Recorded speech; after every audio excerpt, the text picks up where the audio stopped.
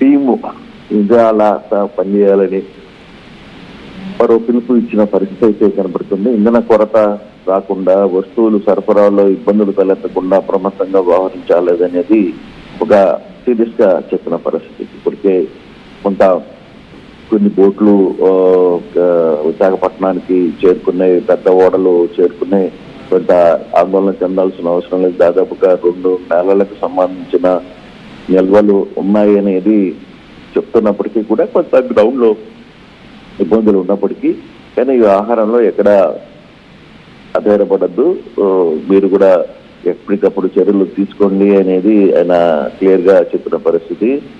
తర్వాత ప్రజా ప్రయోజనాలకి ఎటువంటి పరిస్థితులు అయినా సరే ప్రాధాన్యత ఇవ్వాల్సిందే. పారిశ్రామిక రంగాన్ని, సరఫరా వ్యవస్థలు వీటన్నిటి మీద నిఘా పెంచాలి. అయితే దీన్ని కొంతమంది దళారులు క్యాష్ చేసుకునే పరిస్థితి ఉంది కాబట్టి ఎక్కడ ఇబ్బంది పెట్టకుండా చూడాల్సిన పరిస్థితి ఉంది. అవసరమైతే కొన్ని కఠిన చర్యలు తీసుకోవాల్సిందే అని చెప్పారు. అలాగే ఖరీఫ్ సీజన్ లో రైతులకు ఎరువులు కొరత రాకుండా చూడాల్సిన పరిస్థితి అయితే ఉంది. ప్రజలు భయాందోళన నుంచి అప్రమత్తంగా చేయాలి. కరోనా టైంలో కలిసి పనిచేసాం. అదేవిధంగా బ్లాక్ మార్కెట్ లో కంట్రీగాళ్ళు చాలా మంది ఉంటారు, వీళ్ళని ఉక్కుపాదంతో తొక్కేయాలి. ఉద్యోగస్తులను ఇబ్బందులు కలగకుండా చర్యలు తీసుకోవాలి. ముఖ్యంగా సరిహద్దు తీర ప్రాంతాల్లో హై అలర్ట్ ఉండాలి. ఎందుకంటే ఆంధ్రప్రదేశ్ లో 120 కిలోమీటర్ల తీర ప్రాంతం ఉంది. ఆ తీర ప్రాంతంలో గస్తీ ఏర్పాటు చేయాలి. ఎక్కడ ఇబ్బందులు లేకుండా చూసుకోవాలి. హై అలర్ట్ ఉండాల్సిన పరిస్థితి అయితే ఉంది అనేది చెప్పారు. అలాగే ఎప్పటికప్పుడు సమీక్షలు జరుపుతూ పరిస్థితిని తగ్గట్టుగా స్పందించాలి. మోడీ ఈ వ్యవహారంలో సేమ్ అందరితో ఇదే సబ్జెక్ట్ ని ఆయన మాట్లాడిన పరిస్థితి అయితే మనం చూస్తున్నాం. కానీ అప్రమత్తంగా ఉండాల్సిన పరిస్థితి, తీర ప్రాంతాల్లో ఎక్కడికక్కడ అప్రమత్తం చేయాల్సిన అవసరం కూడా ఉంది అని రాత్రి మోడీ ముఖ్యమంత్రులు అందరికీ చెప్పిన పరిస్థితి. ప్రధానంగా ఆంధ్రప్రదేశ్ లో తీర ప్రాంతం ఎక్కువ ఉంది కాబట్టి ఇక్కడ కూడా దృష్టి పెట్టాల్సిన అవసరం చాలా ఉంది అనేది మోడీ ముఖ్యమంత్రి సలహా ఇచ్చిన పరిస్థితి అయితే మనం చూస్తున్నాం. Right Krishnamohan, thanks for the latest update. మొత్తం మీద ఇటు ఇరాన్, అమెరికా, ఇజ్రాయెల్ వార్ వల్ల ఇటు ఇండియాలో ప్రస్తుతానికి హైటెన్షన్ వాతావరణం నెలకొంది.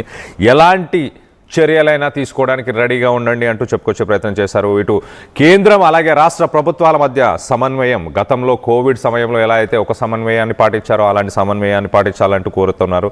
మరో పక్కన ఇటు 80% మనకు భారతదేశానికి క్రూడ్ ఆయిల్ ఇతర దేశాల నుంచే మనం ఇంపోర్ట్ చేసుకుంటున్నాం. ప్రధానమంత్రి మోదీ చాలా క్లియర్గా ఫ్యూయల్ షార్టేజెస్ అలాంటి వాటి గురించి ఎవరైతే తప్పుడు సమాచారాన్ని చేరవేస్తున్నారో వాళ్ళని, అలాగే ఇటు రైతులకి ఒకసారి ఖరీఫ్ సీజన్కి సంబంధించి ఆయన మాట్లాడుతూ ఇటు పొటాష్ అలాగే ఫాస్ఫేట్స్, ఫెర్టిలైజర్లో వాడే ఈ పొటాష్ అండ్ ఫాస్ఫేట్స్కి సంబంధించిన ఇంపోర్ట్స్ కూడా మనం ఇతర దేశాల నుంచి చేస్తున్నాం. వాటి కొరత కూడా ఏర్పడకుండా రానున్న రోజుల్లో ఇటు రైతుల ద్వారా, ఇటు రైతుల నుంచి పంట దిగుబడి తగ్గకుండా చూసుకోవాలంటూ కూడా ఇటు ఆయన రాష్ట్ర చీఫ్ మినిస్టర్లకు ఆయన చెప్పుకొచ్చే ప్రయత్నం చేశారు. మరో పక్కన ఇటు బ్లాక్ మార్కెట్స్, ఒక పక్కన ప్యానిక్ బయింగ్తో ఇటు పెట్రోల్, ఎల్పిజి వీటన్నిటిని ప్యానిక్ బయింగ్తో కొనడం వల్ల కొంత మార్కెట్లో కొరత ఏర్పడిందన్న వార్తలు వినిపిస్తున్నాయి.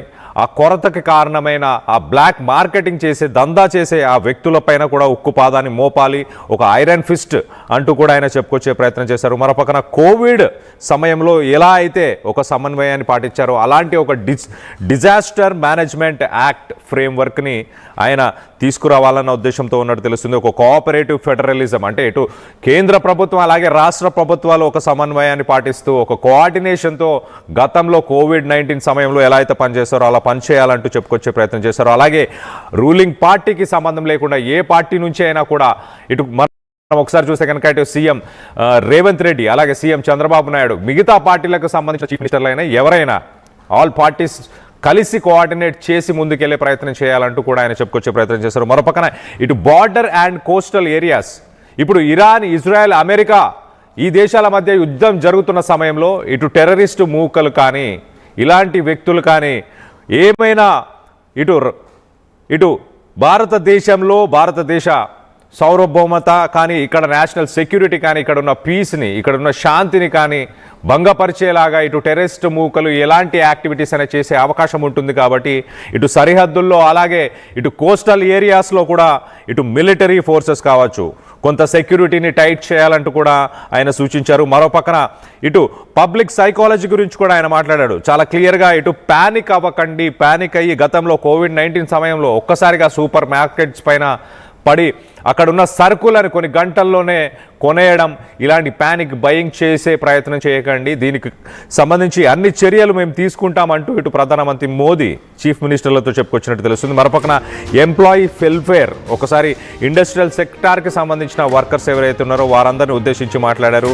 ఇటు మైగ్రేషన్స్, గతంలో మనం చూసాం కోవిడ్-19 సమయంలో ఒక్కసారిగా ప్రజలు వాళ్ళు పనిచేస్తున్న చోటు నుంచి స్వగ్రామాలకి వెళ్ళడానికి ఎంతోమంది, లక్షలాది మంది ఇటు రోడ్డు పైన ఇటు రైల్వేస్ కావచ్చు, అలాగే ఏ రకమైన ట్రాన్స్పోర్ట్ అయినా కూడా తీసుకొని వెళ్ళారు, ఖాళీ నడకన కూడా చాలామంది వెళ్ళారు. అలాంటి సిచ్యువేషన్స్ కూడా ప్రస్తుతానికి రాకుండా చూసుకోవాలి.